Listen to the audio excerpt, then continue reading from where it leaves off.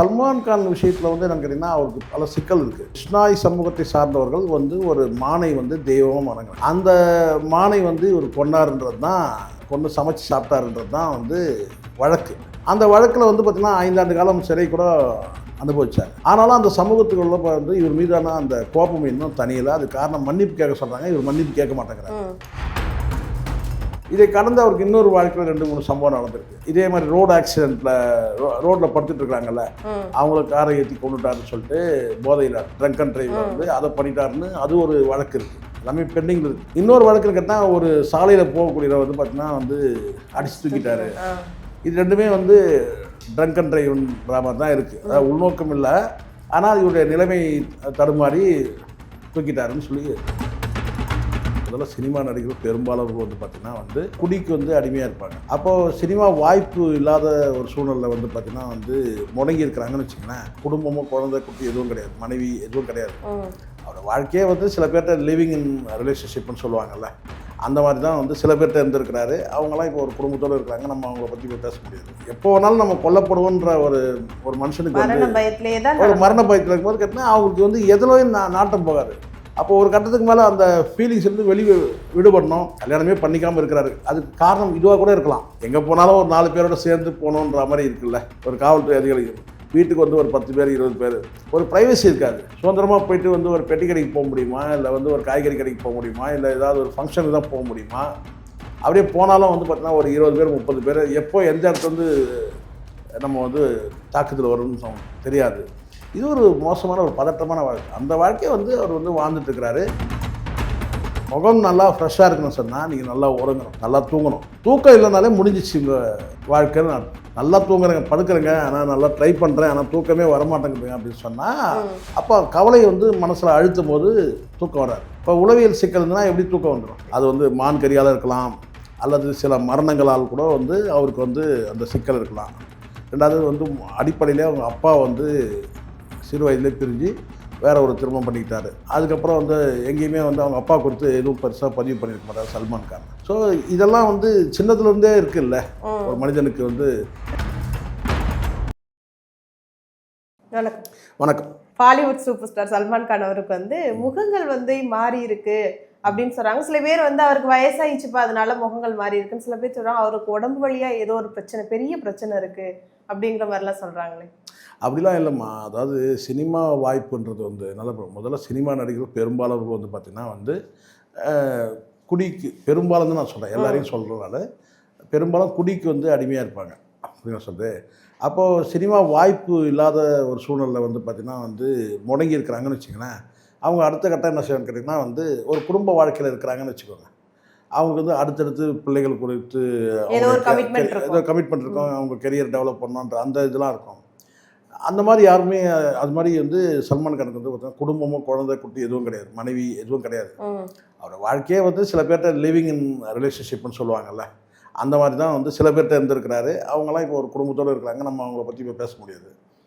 அப்படி தான் அவருடைய வாழ்க்கை இருந்திருக்கு. மனைவி பிள்ளைகள் கிடையாது ஒன்று. ரெண்டாவது இப்போ சினிமா வாய்ப்பு இருந்தான்னு கேட்டால் உங்களுக்கு ரெகுலராக வந்து ஒரு என்ன சார் இப்போவுமே ஒரு 2 படம் நயன்தாரா அவங்களோட ஒரு படமும் இன்னொன்று ஒரு படம் அதுதான் உங்களுக்கு இப்போது ஒரு தினமும் வந்து பிஸின்றது போயிட்டு மாதத்தில் 2 நாள் கால் ஷீட்டு, மாதத்தில் ஒரு 4 நாள் கால் ஷீட்டு, மீதி இருக்கிற நாட்கள்லாம் வந்து சும்மா தான் இருக்கணும் அப்படின்னு சொன்னால் தினமும் கால் ஷீட்னு ஒன்று இருக்குல்ல. இன்றைக்கி இங்கே ஷூட்டிங்கில் பாருங்கள், நாளைக்கு அங்கே இருப்பாருங்க, நாளைக்கு அங்கே இருப்பாருங்க, அப்படி ரெகுலராக அந்த டைட் கிடையாது. இப்போது ஒரு வாரத்தில் ஒரு நாள் இருக்கலாம், இல்லை 2 வாரத்துக்கு ஒரு நாள் இருக்கலாம். அப்படி இருக்கும்போது பார்த்திங்கன்னா இப்போ ஃப்ரீயாக இருக்கும்போது என்னான்னு கேட்டால் அவங்களுக்கு வேறு எந்த வேலையும் இல்லை. அப்போ ஒன்று மதுவுக்கு அடிமையாகணும். அது மாதிரி விஷயத்துக்கு மது தான் நான் சொல்கிறேன், அது தானே இது சொல்ல. அந்த மாதிரி வந்து கொஞ்சம் போகும்போது பார்த்தா உடல்நிலை பராமரிக்காமல் விட்டுருவாங்க என்னது. எனக்கு வந்து சல்மான் கான் விஷயத்தில் வந்து என்னென்னு கேட்டிங்கன்னா அவருக்கு பல சிக்கல் இருக்குது. என்னென்னா உங்களுக்கு தெரியும் நினைக்கிறேன், அந்த மான் கறி சாப்பிட்ட அந்த விவகாரம். அதான் தொடர்ந்து வந்து 28 வருஷமா அவரை சுற்றி ஒரு வழக்கு வருது. அது பயத்தில் நடமாடுறாரு. ஆமாம், அது எப்பவுமே வந்து என்னென்னா அந்த கிருஷ்ணாய் சமூகத்தை சார்ந்தவர்கள் வந்து ஒரு மானை வந்து தெய்வமாக வணங்குறாங்க. அந்த மானை வந்து இவர் கொண்டாருன்றது தான், கொண்டு சமைச்சு சாப்பிட்டாருன்றது தான் வந்து வழக்கு. அந்த வழக்கில் வந்து பார்த்திங்கன்னா 5 ஆண்டு காலம் சிறை கூட அனுபவித்தார். ஆனாலும் அந்த சமூகத்துக்குள்ள வந்து இவர் மீதான அந்த கோபம் இன்னும் தனியலை. அது காரணம் மன்னிப்பு கேட்க சொல்கிறாங்க, இவர் மன்னிப்பு கேட்க மாட்டேங்கிறார்.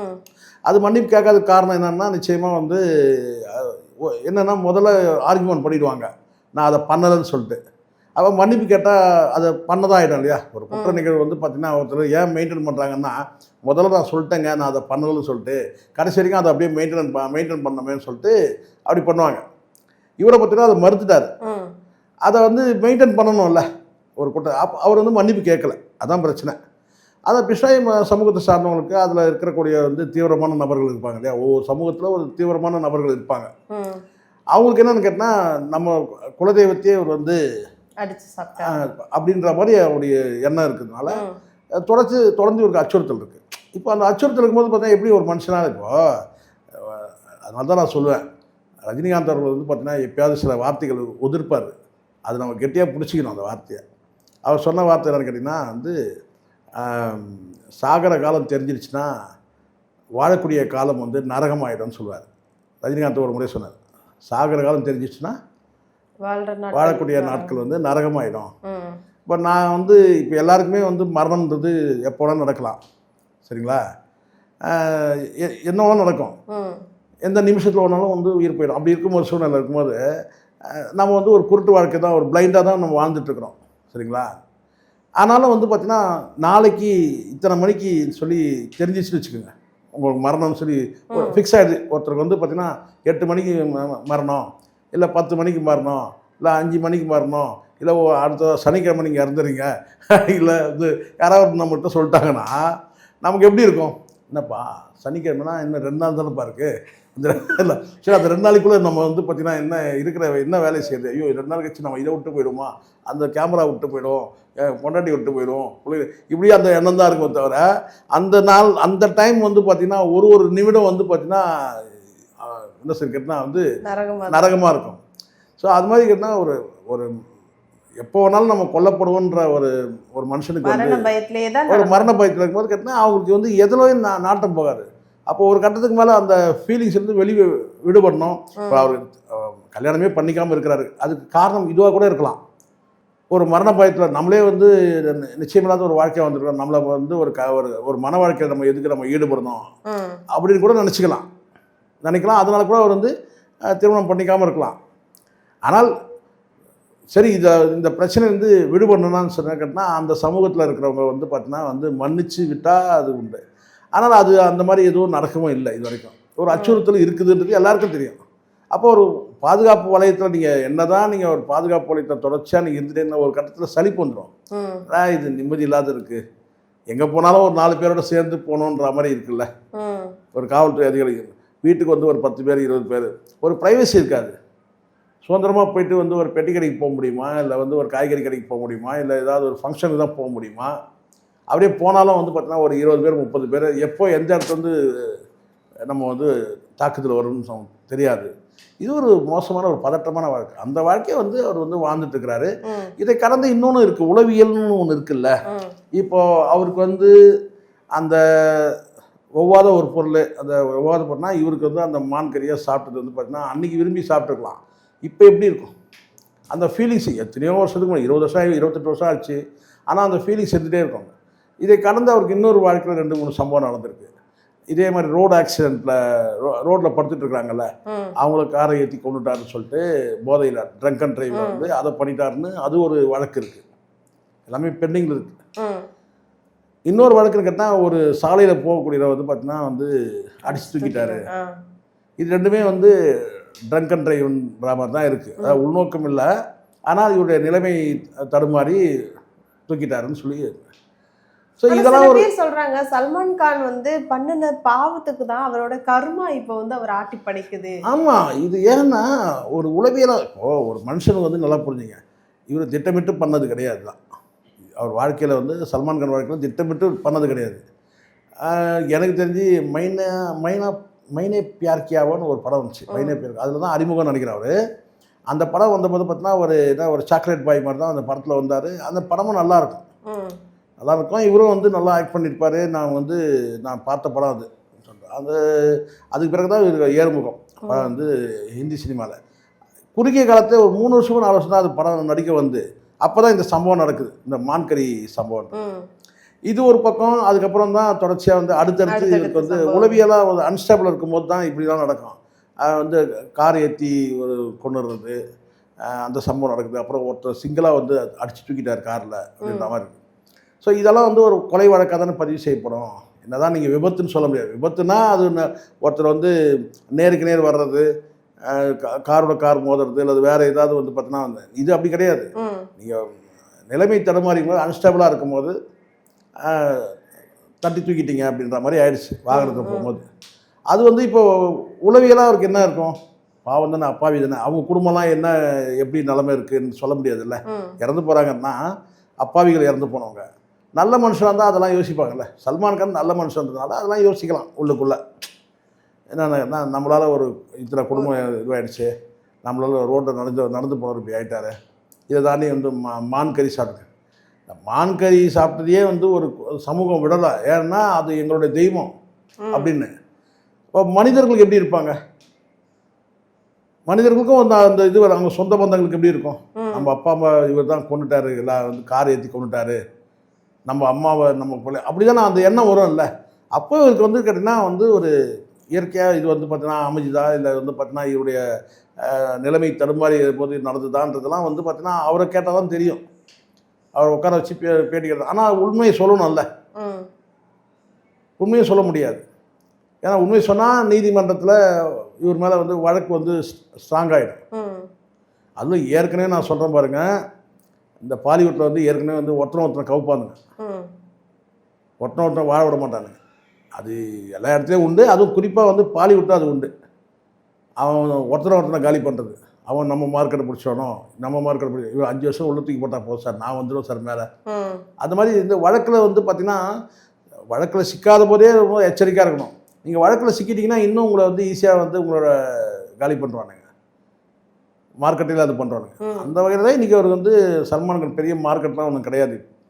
இப்போ சல்மான் கான் அவர்கள் வந்து பெருசாக அவருக்கு மார்க்கெட்டோ அல்லது படங்கள் வராத காரணம் என்னென்னா, அவர் வந்து படப்பிடிப்பு வந்து நைட்டு தான் நான் வருவேன், பகலில் நான் வரமாட்டேன் அப்படிங்கிற மாதிரி ஒரு டிமாண்ட் வந்து டேரக்டர்ஸ்ட்டு வச்சுருக்காங்க. அதுக்கு காரணம் ஒரு விஷயம் நல்லா புரிஞ்சுங்க.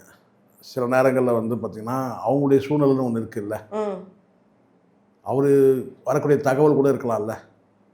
இரவு நேரத்தில்னா நம்ம வந்து கொஞ்சம் சேஃபாக இருக்கலாம் அப்படின்னு கூட நினைக்கிறேன். சில நேரங்களில் இரவு நேரத்தில் சேஃபாக இருக்கிறது ஒன்று இருக்குல்ல. பகலில் வந்து பார்த்திங்கன்னா நடக்கிறது வாய்ப்பு. இரவு நேரம்னா இந்த கூடுதலாக வந்து மக்கள் நடமாட்டம் குறைவாயிடும். அப்போ அவருக்கு தேவையான பாதுகாப்பு கிடைக்கலாம், அப்படி கூட இருக்கலாம். இல்லை பகலில் வந்து அவருக்கு வேறு ஏதாவது கமிட்மெண்ட் இருக்கலாம், அதை நம்ம எப்படி சொல்ல முடியும். ஆனால் ஒரு விஷயம் நல்லா சிக்கல் கேட்டால், உளவியல் சிக்கல் உள்ளவங்க முகத்தை பார்த்தாலே தெரிஞ்சிடும். நீங்கள் யார் வேணால் பாருங்கள், உளவியலாக சிக்கலை ஒருத்தர் இருந்தாங்கன்னா அவங்கள அறியாமே அவங்க முகம் காட்டி கொடுத்துரும். ஒரு கவலை தோய்ந்த முகமாக இருக்கும். நான் இதை வந்து இவரோட சல்மான் கானா அப்படி தான் நம்ம பார்க்குறேன். ரெண்டாவது இன்னொன்று இருக்குமா, இதில் எல்லாத்தையும் வசதியாக மறந்துடுறாங்க. ஒரு வயசுன்னு ஒன்று இருக்குல்ல. எனக்கு தெரிஞ்சு இப்போ எப்படி பார்த்தாலும் அவர் வந்து 60 கடந்து தான் இருப்பார். 60 கடந்திருக்கும் போது பார்த்தீங்கன்னா அந்த 60 வயசில் இருக்கிற அந்த தோற்றம் இருக்கான்னு கேட்டிங்கன்னா கூடுதலாக ஒரு 5 வருஷம் ஒரு 10 வருஷம் அதிகமாக 5 வருஷம் அதிகமாக இருக்குன்னு சொல்ல முடியும். ஏன்னா இளம் வயதில் இருந்த அந்த பாடியோட பில்டப் வேறு, வயசாகும்போது பார்த்திங்கன்னா அந்த ஷேப் வந்து குறைய தான் செய்யும். அதில் முகத்தில் அப்படி இருக்குதுன்னு கேட்டிங்கன்னா, உறக்கம் இல்லைன்னா முகம் நல்லா ஃப்ரெஷ்ஷாக இருக்குன்னு சொன்னால் நீங்கள் நல்லா உறங்கணும், நல்லா தூங்கணும். தூக்கம் இல்லைனாலே முடிஞ்சிச்சு உங்கள் வாழ்க்கைன்னு அர்த்தம். நல்லா தூங்குறேங்க, படுக்கிறேங்க, ஆனால் நல்லா ட்ரை பண்ணுறேன், ஆனால் தூக்கமே வரமாட்டேங்குதுங்க அப்படின்னு சொன்னால் அப்போ கவலை வந்து மனசில் அழுத்தும் போது தூக்கம் வராது. இப்போ உளவியல் சிக்கல் இருந்ததுன்னா எப்படி தூக்கம் வந்துடும்? போய் சில பேர் படுத்த உடனே தூங்கிடுவான், அவனெல்லாம் பார்த்தா நமக்கு பொறாமையாக இருக்கும். ஆனால் நமக்கு வந்து பார்த்திங்கன்னா ஒன்று வேலை நிமித்தம் இல்லை வேறு ஏதாவது கவலைகள் இருந்துச்சுன்னா நம்மளால் வந்து பார்த்திங்கன்னா வந்து தூக்கம் வராது.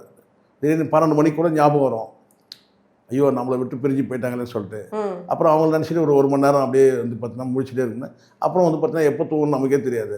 அதனால் ஒவ்வொருத்தருக்கும் வந்து ஒரு சிலருடைய மரணத்தால் ஏற்படக்கூடிய பிரிவு இருக்குது, அல்ல வெவ்வேறு விதத்தில் வந்து மனித உறவு வந்து பிரிவு இருக்குல்ல, அதுவே ஒரு உளவியல் தாக்குதல் தான். சரிங்களா? அதனால் கூட வந்து சில பேர் வந்து பார்த்திங்கன்னா வந்து வயசான தோற்றம் அடையும். ஏன்னா மீண்டு கொண்டு வர முடியாது. இப்போ மரணத்தால் ஒருத்தர் பிரிஞ்சு போயிட்டாங்கன்னா அவங்கள மீண்டு கொண்டு வர முடியாது. அவங்க ஃபீலிங்ஸ் வந்து அழுத்தம். அது கணவன் விட்டு மனைவி பிரிஞ்சாலும், மனைவி விட்டு கணவன் பிரிஞ்சிருந்தாலும் சரி, இல்லை வந்து அம்மா வந்து பிரிஞ்சிருந்தாலும் சரி, அப்பா பிரிஞ்சிருந்தாலும் அந்த உறவுகளுடைய அந்த பிரிவு இருக்குல்ல, அது வந்து பார்த்தீங்கன்னா மன அழுத்தத்தை வந்து கொடுக்கும். உளவியலாக வந்து பார்த்தீங்கன்னா நம்மளை தூங்க விடாமல் சித்திரவதை பண்ணும். இந்த உறவுகள் பிரிவுன்றது அது ஒரு பக்கம். அதை தாண்டி பார்த்தீங்கன்னா மனசாட்சிக்கு வந்து உட்பட்டவர்கள் வந்து பார்த்தீங்கன்னா இது மாதிரி ஒரு குற்ற நடவடிக்கைகள் ஈடுபடும் போது பார்த்தீங்கன்னா உளவியலாக வந்து ரொம்ப சித்திரவதை அனுபவிப்போம். அது வெளியில் தெரியாது. தூக்கமே வரலன்னு சொல்லிட்டு தூக்க மாத்திரை சாப்பிட ஆரம்பித்து அதுக்கே வந்து அடிமையானவங்களாம் இருக்கிறாங்க. முதல்ல தூக்கம் வரலன்னு சொல்லிட்டு தூக்கம் வர்றதுக்கு வந்து மாத்திரை அனுபவிப்பாங்க. அதுக்கப்புறம் ரெகுலர் ஆகிடும். அதே மாதிரி இது வந்து தூக்கம் வரல பழசை மறக்கணுன்றதுக்காக நான் குடிக்க ஆரம்பித்தேன், அப்புறம் காலப்போக்கில் அந்த குடி இல்லாமல் இருக்கவே முடியல சொல்லி இருக்கிறவங்களும் இருக்கிறாங்க. ஸோ அந்த மாதிரி சல்மான் கானை பொறுத்த வரைக்கும் உளவியல் பிரச்சனை இருக்கிறது தான் ஒரு முகத்தை பார்க்கும்போது தெரியும். அது வந்து மான் கரியால் இருக்கலாம், அல்லது சில மரணங்களால் கூட வந்து அவருக்கு வந்து அந்த சிக்கல் இருக்கலாம். ரெண்டாவது வந்து அடிப்படையிலே அவங்க அப்பா வந்து சிறு வயதிலே பிரிஞ்சு வேற ஒரு திருமணம் பண்ணிக்கிட்டாரு. அதுக்கப்புறம் வந்து எங்கேயுமே வந்து அவங்க அப்பா குறித்து எதுவும் பெருசாக பதிவு பண்ணியிருக்க மாட்டார் சல்மான் கான். ஸோ இதெல்லாம் வந்து சின்னதுலேருந்தே இருக்குல்ல ஒரு மனிதனுக்கு வந்து. தொடர்ந்து இப்போ சமீபத்தில் ஒரு ஈவெண்ட் வேற போயிருந்தாங்க. அந்த ஈவெண்ட்ல வந்து அவர் ப்ரெஸ் மீட் கொடுக்கும்போது அந்த ஒரு கேள்வி மட்டும் கேட்காதீங்க அப்படிங்கிற மாதிரி ஒரு ரிப்போர்ட்டர்ஸ்ட ஒரு டிமாண்ட் வச்சிருந்தாங்க. அந்த ஒரு கேள்வி என்ன கல்யாணம் ஏன் பண்ணல அதுவா இல்ல இந்த 28 வருஷம் இந்த பிரச்சனையா? இல்ல அப்படி கிடையாது. பெரும்பாலும் வந்து அவங்க அப்பா குறித்து கேட்டா அதுக்கு பதில் சொல்ல மாட்டாராம். அந்த ஒரு கேள்வி மட்டும் வந்து கேட்காதீங்கன்னு சொன்னா பெரும்பாலும் அவங்க அப்பா குறித்து கேட்பாங்களாம். அது வந்து ஆரம்ப காலத்துல. இப்போ வந்து நான் கேட்டிங்கன்னா வந்து பெரும்பாலும் என்ன கேட்பாங்கன்னு கேட்டால் ஏன் திருமணம் பண்ணிக்கல கண்டிப்பாக கேட்பாங்க. ஏன்னா ஒரு மன வழக்கு இருக்குது. இந்த ரெண்டு தவிர வேறு எதுவும் கேள்வி இருக்கிறது வாய்ப்பு இல்லை. ஏன்னா மீடியெல்லாம் வழக்கு இருக்குது, அதை பற்றி கேட்க மாட்டாங்க. பட் கேள்வினா முதல்ல அவர் கேள்வி கேட்ட கேள்வின்னா வந்து அவங்க அப்பா பற்றி கேட்கும்போது அதை பற்றி பேசக்கூடாதுன்னு அந்த கேள்வி மட்டும் நான் பதில் சொல்ல மாட்டேன். ஒருத்தரை இக்னோர் பண்ணணும்னு வச்சுங்க, தவிர்த்துக்கணும்னு சொன்னால் அவங்கள பற்றி பேசாதீங்க. நம்ம அன்புக்குரியவங்களாக கூட இருப்பாங்க, ஆனால் அவங்க மேலே வந்து ஒரு வருத்தம் இருக்கும், ஒரு கோபம் இருக்கும், ஒரு காயம் இருக்குன்னு வச்சுங்களேன். இப்போ யார் வேணாலும் பேசுவாங்க, அவங்க அது மட்டும் ஞாபகப்படுத்துறது அப்படின்னு அந்த சனினை மட்டும் ஞாபகப்படுத்துறது அப்படின்னு சொல்லுவாங்க இல்லையா? சரிங்களா? அந்த மாதிரி தான் கேட்டால் யாரை வேணாலும் பேசுங்க, ஆனால் அந்த சனினை பற்றி பேசாதீங்கன்னு வாங்கல. அப்படி தான் அவருடைய வாழ்க்கையில் நடந்தது. நான் கேட்டால் அவங்க அப்பாவை வந்து கேள்வி கேட்கலாம். இன்னொன்று ரெண்டாவது கேட்டால் திருமண வாழ்க்கை. நீங்கள் திருமண வாழ்க்கை ஏன் கல்யாணம் பண்ணிக்கலன்னு கேட்பீங்க. அப்புறம் அடுத்த கேள்வி போடுவீங்க, நீங்கள் ஐஸ்வர்யா ராயோட லிவிங்கில் இருந்தீங்களா, இவங்களோட லிவிங்கில் இருந்தீங்களா, அவங்களோட லிவிங்கில் இருந்தீங்கன்னு சொல்லி கேட்பீங்க. அடுத்த கேள்வி அதானே போகும். அதெல்லாம் வேணான்றார், அது கேட்காதீங்கன்னு சொல்ல. அவ்வளோதான். மற்றபடி உளவியல் பிரச்சனையில் ஒரு மனிதனுடைய தோற்றம் வந்து மாறி இருக்க தவிர அதை தாண்டி அவங்களுடைய அன்றாட பழக்க வழக்கங்கள் எப்படின்றது நம்ம சொல்ல முடியாதுல்ல. அது கூட காரணமாக இருக்கலாம். தங்களின் பல்வேறு கருத்துக்களை பயந்து நன்றி. நன்றி.